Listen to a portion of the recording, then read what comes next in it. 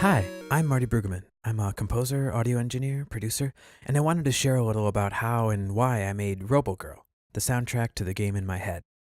Really, I wanted to celebrate the spirit of games I grew up with, aspirational games that brought out the best of my imagination and just made me feel like I could jump, fly, try again. The character of ROBOGIRL is all of those feelings into one. She's brave and clever, but also sees the best in people, in you and me, in her friends, and even her enemies. I want her music to feel like the great game music I grew up with did. Limitless, eye-opening, heart-racing, big dreams in a small package. To try to capture that big and small, old and new, I produced the soundtrack using some classic methods combined in possibly new ways. The sounds of ROBOGIRL are produced entirely in a tracker, a type of software used for programming music for the sound chips of the old consoles and computer systems, and a method still being put to good use thanks to the thriving and incredible chiptune community. I want ROBOGIRL to sound like it's coming out of an old console, but make me feel like I did when those consoles were brand new. So, for this album, our house band is full Game Boy instruments with drum samples run through a Nintendo. But that Nintendo sample drummer isn't playing the 80s gated drums I grew up with, but EDM, hip-hop, and trap kick, snares, and toms that can't be contained. Big dreams in a small package. Let me show you how the music was made.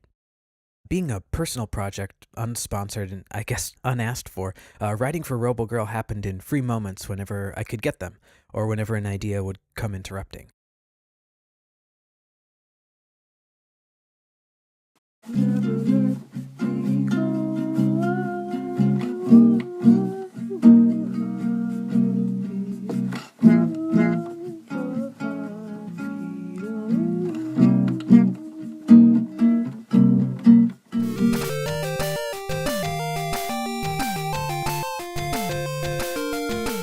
The Game Boy, like the NES, has essentially 3 pitch-making channels, so writing for these systems means arranging for 3 voices, plus percussion.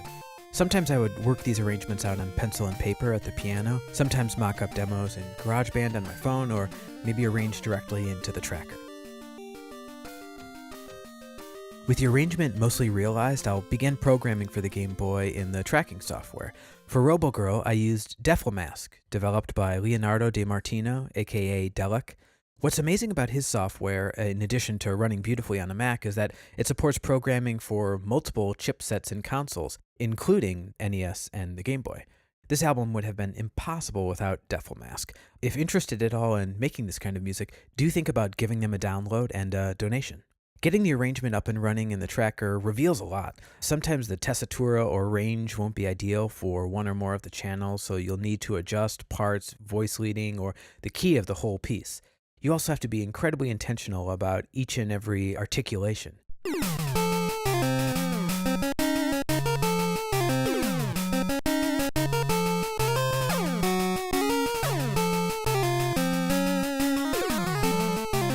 Tinkering with the parameters and effect commands of the tracker can be painstaking, but really incredibly rewarding. With the Game Boy tracking complete, it's time to bring in our drummer. Really, in most of the soundtrack, it's more like having 2 drummers. Once I have the structure and clock changes matching the Game Boy session exactly, I can start programming our NES drums, usually a noise channel hi-hat and sampled kick, snare, and toms.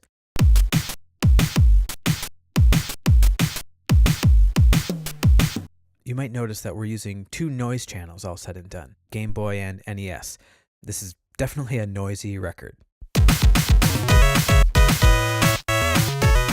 If our structure and settings match, the 2 exported tracks should be perfectly in sync and we can finally hear the complete piece of music.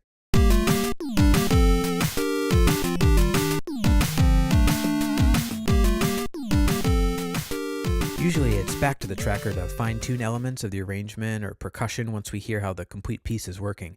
Like with any mixing project, listening in the car or other systems might reveal issues with instrument levels or poking frequencies. The only difference here is everything needs to be addressed in the tracker. I'll also have a minimal mastering chain on the mix bus for each track before they're finally printed. And now, well, the album is finished. I can't wait for you to hear it.